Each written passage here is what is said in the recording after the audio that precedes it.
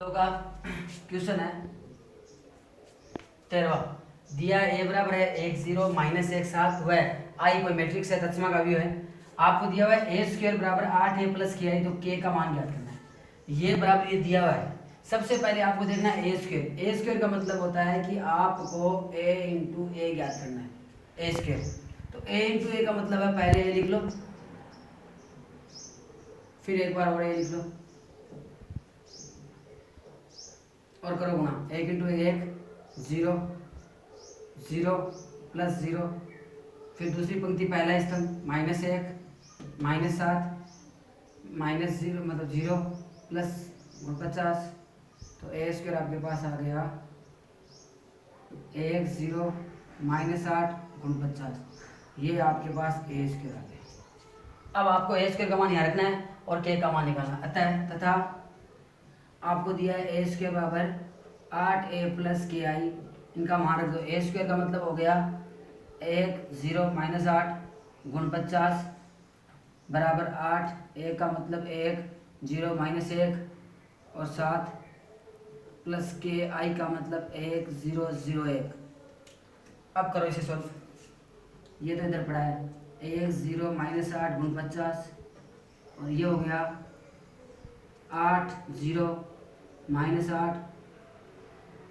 जब अवयव को अदिश राशि से गुणा करते हैं तो सभी अवयव से गुणा होते हैं। 8 0 माइनस 8 7 8 56 और के को गुणा किया तो के फिर 0 0 के।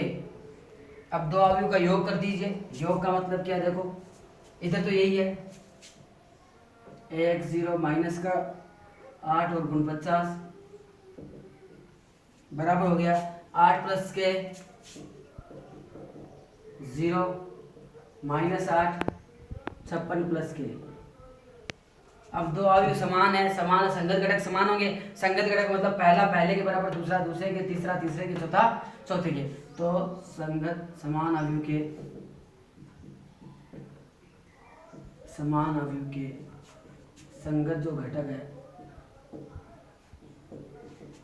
संगत घटक समान होते हैं। समान होते हैं इसका मतलब सीधा ही 8 प्लस जो के है इसको आप लोग 1 के बराबर कर दो, उधर भेज दो 8 को।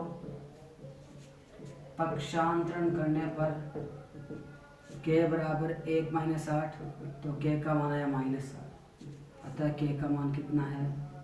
अतः के का मान माइनस 7 है। क्या किया? ए दे रखा, आई दे रखा है। सबसे पहले ए स्क्वायर निकाल लिया, ए इंटू ए स्क्वायर आ गया। ए स्क्वायर का मान यहाँ रख दिया 8, ए का मान रखा के आई, के को सबसे गुना 8 को, दोनों को जोड़ दिया। दो अवयव समान होते हैं तो पहले ये वाला इसके बराबर कर दो, 0 0 के है, या आप इसको इसके बराबर करके निकाल सकते हो। बात एक ही है, आपको के का मान चाहिए, के का मान आ गया। आगे अब देखो 14 सवाल है। ये कोई मैट्रिक्स है, इसकी कोटि 3 इंटू 2, 3 पंक्ति 2 स्तंभ, इसकी 3 ही पंक्ति 3 स्तंभ। आपको ए कोई अवयव ज्ञात करनी है। तो देखो सबसे पहले इसकी कोटि है और ये गुणा में है। ए का इसका गुणा कब होगा? जब इसके स्तंभों की संख्या और इसके पंक्तियों की, यानी इस मैट्रिक्स की तो स्तंभ एक की पंक्ति बराबर होनी चाहिए। तो मैंने एक की पंक्ति क्या मान ली? 2। अब आपको पता है इन दोनों का गुणनफल जो आएगा तो नई मैट्रिक्स क्या आएगी? 3। यहाँ मान लो पी है, तो आपको पता है ये ए है, इसकी कोटि 3 इंटू, मान लो यहाँ बी है, ये कोई बी है, इसकी कोटि 3 इंटू 2 है, यहाँ ए है। तो गुणा तभी होगा जब इसकी कोटि यहाँ क्या होगी? 2, और यहाँ मान लीजिए कुछ भी है, एक बार अपन ने पी मान लिया, और बराबर में कोई मैट्रिक्स है सी, इसकी कोटि 3 इंटू 3 है। तो इन दोनों इधर इसकी भी कोटि नई जो ये बनेगी ये सी के बराबर है, तो इसकी जो कोटि आएगी वो 3 इंटू 3 होनी चाहिए। इसका मतलब आप जानते हो बी ए कब होगा? जब ये दोनों है तो नई कोटि क्या आती है? 3 इंटू पी, और बराबर में है 3 इंटू 3, इसका मतलब पी का मान क्या आएगा? 3, यानी ए की जो कोटि होगी वो होगी 2 इंटू 3। भाई ए से गुणा तभी होगा जब ए की पंक्ति कितनी हो? 2, वरना गुणा नहीं होगा। और पंक्ति 2 और स्तंभ कितने होंगे कि जो नई मैट्रिक्स बनेगी वो ये कोटि की होनी चाहिए। तो 3 तो पंक्तियों की, तो स्तंभ भी कितने होंगे? 3। इसलिए अपन जो ए है उसकी कोटि क्या मानेंगे? 2 इंटू 3। तो पहले कोई मान लो, माना ए बराबर कोई मैट्रिक्स है 2 इंटू 3 की, A B C D E और एफ। ये आपके पास 2 पंक्ति और 3 स्तंभ की कोई मैट्रिक्स है। अब एक ही जगह रख दो। अतः यहाँ तो है 1 0 2 -1 -3 और 4, और यहाँ है A B C D E और F, और बराबर में जो मैट्रिक्स है वो है 1 -4 3 -2 -10 6 13 20 और -9। अब गुणा करो, पहली पंक्ति पहला स्तंभ 1 into A plus 0 B plus 0, पहली पंक्ति पहला स्तंभ, पहली पंक्ति दूसरा स्तंभ, पहली पंक्ति तीसरा C प्लस 0। ये पहली पंक्ति पहला स्तंभ, पहली पंक्ति दूसरा स्तंभ, पहली पंक्ति तीसरा स्तंभ। अब दूसरी पंक्ति 2 इंटू ए 2A minus D 2B minus C 2C minus F, फिर 300 किया तो -3A plus 4D minus 3B, थोड़ा दूर लिख लो, -3A plus 4D minus 3B plus 4E minus 3C plus 4F, ये लीजिए, और बराबर में आपके पास है 1 -4 3 -2 -10 6 13 20 और -2। पहले ए मान ली, गुणा करके नई मैट्रिक्स बना ली। अब जानते हो ये मैट्रिक्स बराबर है, मतलब पहला वाला पहले के बराबर, दूसरा वाला दूसरे के, तीसरा तीसरे के, ये सारे संगत घटक बराबर होंगे आपस में। तो जैसे ही मैंने ए को ए के बराबर किया ए आ गया, बी को इसके बराबर किया बी आ गया, सी को इसके बराबर किया सी आ गया, ए बी और सी आ गया। तो चाहो तो इसको इसके बराबर करके ए का मान रख दो, या इसको इसके बराबर करके ए का मान रख दो, डी आ जाएगा। तो देखो सबसे पहले समान अवयव के संगत घटक समान होते हैं, समान अवयव तो इक्वल मैट्रिक्स होती है, उसके जो होते हैं एलिमेंट इक्वल होते हैं। समान अवयव के संगत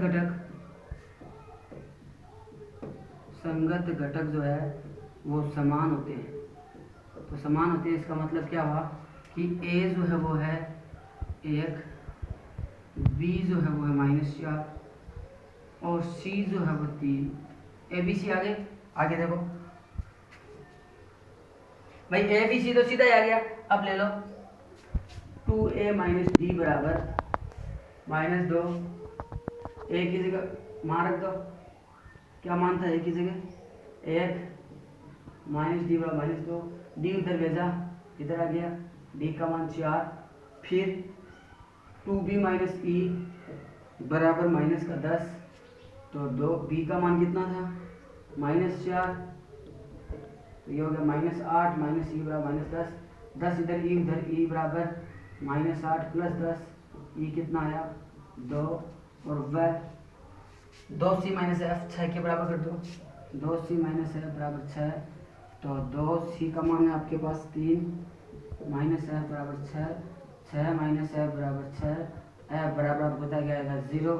तो इनका मान रख दो अब ए में, अतः ए बराबर, ए का मान कितना आया 1 -4 और 3, फिर डी ई एफ का मान क्या है, डी का मान 4, इसका मान 2, इसका मान 0, ये 2 इंटू 3, ये आपके पास ए मैट्रिक्स आ गई। सबसे पहले आपने इसको पहले आपने पहचाना ए की कोटि क्या होगी, तो ए की कोटि मान लिया आपने। किस प्रकार माना कि जो ये जितनी इसके स्तंभ उतनी इसकी पंक्ति होंगी, और इसकी स्तंभ जो है वो सामने वाली मैट्रिक्स के स्तंभ के बराबर हो गए। तो ए की कोटि होगी 2 इंटू 3, गुणा किया बराबर किए, ए बी सी डी के मान आ गए। इस प्रकार आपके पास क्या प्राप्त हुई, अवयव जो ए है प्राप्त हुई। देखो 11th था मैथमेटिक्स गणितीय आगमन,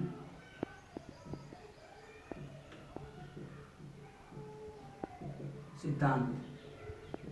इसमें क्या था, आपके पास एक कोई कथन था P ऑफ x जो भी, या P ऑफ n मान लो, जो भी आपके पास एक कथन था, वो था आपके पास 1 फिर 2 फिर 3 फिर फिर बराबर में n+1/2,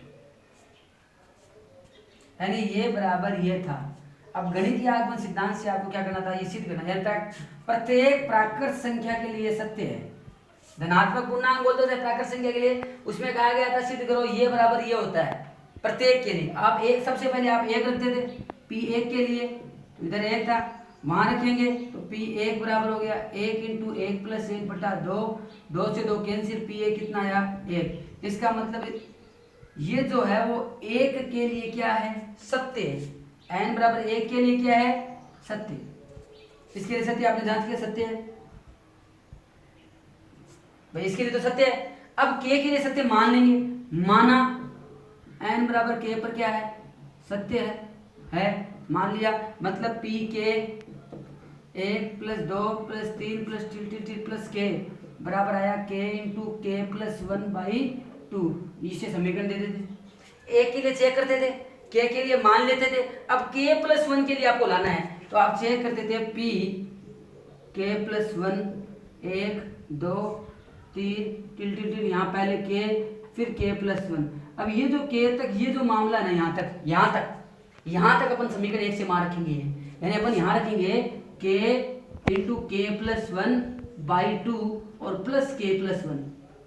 क्या किया, यहाँ तक जो है ना, यहाँ k तक ये मान, ये मैंने इसकी जगह ये उठाया और ये यहाँ पर रख दिया, और प्लस में ये जो आपके पास k + 1 पड़ा है वो पड़ा है, फिर आपने यहाँ लघुत्तम लिया, यहाँ क्या लिया, एलसीएम लघुत्तम, तो 2 से इंटू हुआ तो ये होगा k × k + 1 + 2 × k + 1 अपॉन 2। दोनों में से k + 1 कॉमन ले लिया, यहाँ बच गया k + 2, क्योंकि k + 1 कॉमन आया तो यहाँ k + 2 हो गया बटा 2।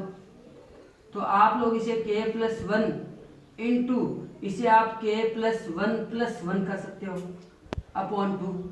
तो देखो ध्यान से, जहां जहां n था वहां k + 1 आ गया, n की जगह k + 1, n की जगह k + 1।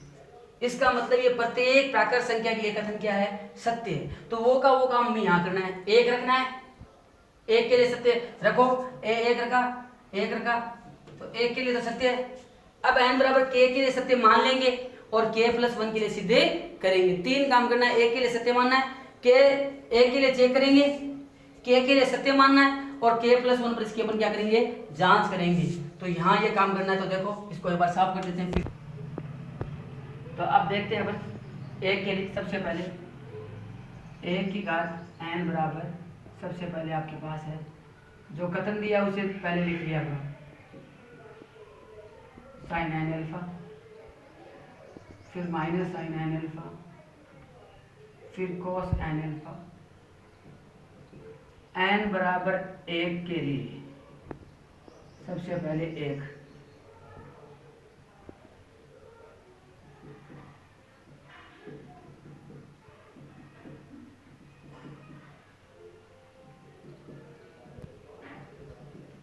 ये हो गया a बराबर cos α sin α माइनस sin α और cos α।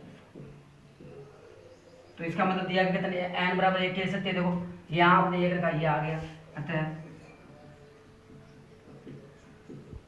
दिया गया n बराबर 1 के लिए सत्य, ये के लिए सत्य है। अब n बराबर k के लिए माना, दिया गया कथन n बराबर k के लिए सत्य है, तो सत्य तो यहाँ k रख दो, जहां जहां n वहां k रख दो, तो cos k α sin k α minus sin k α और cos k α, इसे समीकरण नहीं देते। अब k + 1 लाना है, एक के लिए तो आपने, मैंने कहा था कि यहाँ 1 रख दो, चेक करो ये रिजल्ट a बराबर आता है क्या, आ रहा है। एक के लिए, k के लिए सत्य मानना है, यानी k रख दो और समीकरण दे दो। अब आपको यहाँ पर k + 1 और k + 1 लाना है, तो आपने क्या किया, n बराबर k + 1 के लिए सिद्ध करेंगे, प्रूफ सिद्ध करेंगे, k + 1 के लिए सिद्ध करेंगे। तो जहां जहां n, यहाँ केवल इसमें रखेंगे, देखो ध्यान से, a की पावर k + 1 को मैं a की पावर k डॉट a में तोड़ सकता हूँ, कोई दिक्कत नहीं, पावर है टूट गई। अब समीकरण 1 से a की पावर k का मान देखो, मान रखो यहाँ पर, यहाँ हो गया cos k α sin k α minus sin k α और cos k α, और a की जगह a का मान क्या था, देखो cos α sin α माइनस sin α और cos। अब दो अवयवों को गुणा करना है, पहली पंक्ति पहला स्तंभ, पहली पंक्ति दूसरा स्तंभ, cos k alpha into cos alpha, cos k alpha into cos alpha plus, और ये माइनस हो गया तो minus sine k alpha into sine alpha, फिर इसको इससे किया cos k alpha sine alpha, फिर sine k alpha cos alpha, यानी पहली पंक्ति को दोनों स्तंभ से गुणा कर दिया। अब दूसरी पंक्ति पहला माइनस साइन के अल्फा और cos k alpha, minus sine k alpha और cos alpha, minus cos k alpha और साइन अल्फा, फिर दूसरी को इससे किया, ये हो गया माइनस का साइन के अल्फा और sine alpha plus cos k alpha. अब ये सूत्र बन गया, देखो कॉस है कॉस बी माइनस साइन है साइन बी, कॉस है कॉस बी माइनस साइन है sine B, cos A plus B, ये बन गया cos A plus B, cos है sine B sign A cos B, sign A cos B cos A sine B, ये बन गया sign ए plus B का सूत्र। अगर इसमें से माइनस कॉमन ले लूं तो बचेगा, देखो ध्यान से, sign A cos B plus cos A sine B. अगर माइनस कॉमन ले लूं तो sign A cos B cos A sine B, मतलब ये भी बन गया साइन ए प्लस बी का सूत्र। इसके अंदर देखो यहाँ पर cos A cos B minus sign A sine B, तो cos A cos B minus इसी की तरह सेम ही है, तो ये भी सूत्र बन गया कॉस ए प्लस बी का, कॉस ए प्लस बी का। देखो इन दोनों में अल्फा कॉमन आ रहा है, ये बन गया कॉस, यहाँ के प्लस वन और यहाँ अल्फा, यहाँ साइन और यहाँ के प्लस वन और अल्फा, यहाँ माइनस साइन और के प्लस वन इंटू अल्फा, यहाँ कॉस के प्लस वन और अल्फा, और ये आपके पास आ गया, यानी जहाँ जहाँ एन था वहाँ के प्लस वन आ गया। इसका मतलब ये हो गया कि अतः दिया गया कथन n बराबर k प्लस वन के लिए सत्य है। कहने का मीन्स क्या है, एक के लिए सत्य है, k के लिए मान लिया, और k प्लस वन के लिए सत्य है। इसलिए दिया गया कथन प्रत्येक प्राकृत संख्या के लिए सत्य है। Hence proved. क्या किया, एक के लिए मान लिया, एक के लिए जांच किया सत्य है, के लिए मान लिया, और के प्लस वन में अपने ए की पावर के और के में ए में तोड़ दिया, गुणा किया, सूत्र बन गया, तो एन बराबर के प्लस वन के लिए सत्य है। इसलिए जो कथन है ये जो कथन है ये प्रत्येक प्राकृत संख्या मतलब धनात्मक पूर्णांक के लिए सत्य है, हैंस प्रूव। देखो 11वां क्वेश्चन है, ए बराबर कोई मैट्रिक्स है, इसे सममित और विषम सममित आव्यूह के योग के रूप में व्यक्त करना। मैंने आपको कहा था किसी आव्यूह को सममित और विषम सममित में करना हो तो ए में उसका परिवर्त जोड़ दो, 2 का भाग दे दो, और फिर ए में उसका परिवर्त घटा दो और 2 का भाग दे दो, और इन दोनों को जोड़ दो, ये ए बन जाएगी। ये है आव्यूह को सममित और विषम सममित के योग के रूप में व्यक्त करना। अपन को यही करना है। सबसे पहले अपन ए का परिवर्त निकालते हैं। तो परिवर्त मैट्रिक्स का मतलब होता है उसके सभी पंक्तियों को स्तंभों में और स्तंभों को, तो पहली पंक्ति को पहला स्तंभ और दूसरे पंक्ति को दूसरा स्तंभ बना दो, यह परिवर्त हो गया। अब आप निकाल लो ए प्लस ए का परिवर्त, यानी ए में ए का परिवर्त जोड़ना है तो जोड़ दीजिए, क्या दिक्कत है। जब जोड़ा तो देखो 6 और 6 12, 5 2 7, 5 2 7 और 8, यह आपके पास आ गया ए और ए का परिवर्त। ठीक है, इसमें 1/2 का भाग दे दीजिए, 1/2 का भाग दिया तो 12 7 7 8, ये लीजिए, छोड़ दीजिए। ए में ए का परिवर्त जोड़ दिया, 2 का भाग दिया, ये अपने पास ही आ गया।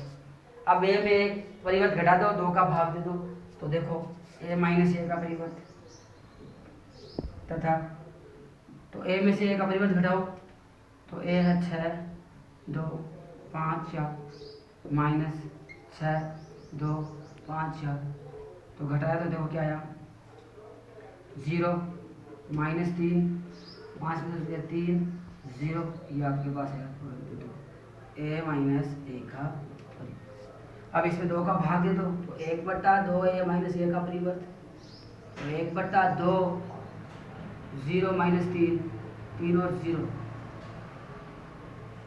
अब समीकरण 1 व 2 को जोड़ने पर देखो, समीकरण 1 व 2 को जोड़ते हैं।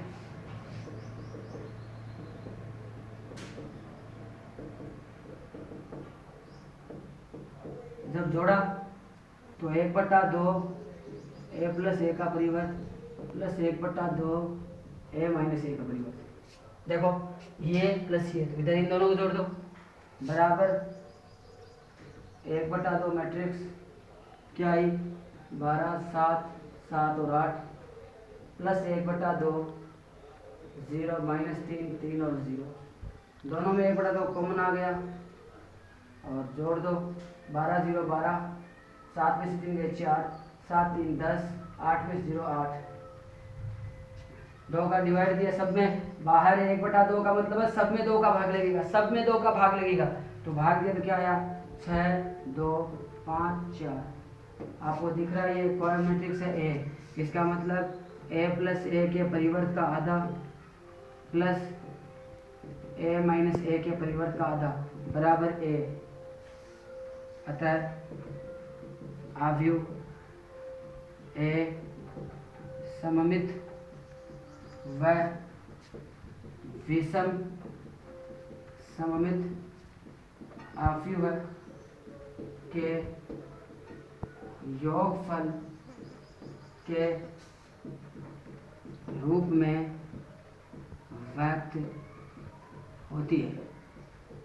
क्या करना था, ए था परिवर्त याद कर लिया, दोनों को जोड़ दिया, फिर 2 का भाग दे दिया, ए में से ए का परिवर्त घटा दिया, 2 का भाग दे दिया, दोनों को जोड़ा तो ए आ गया। तो यही है आव्यूह को सममित और विषम सममित आव्यूह के योग के रूप में व्यक्त करना, ये है।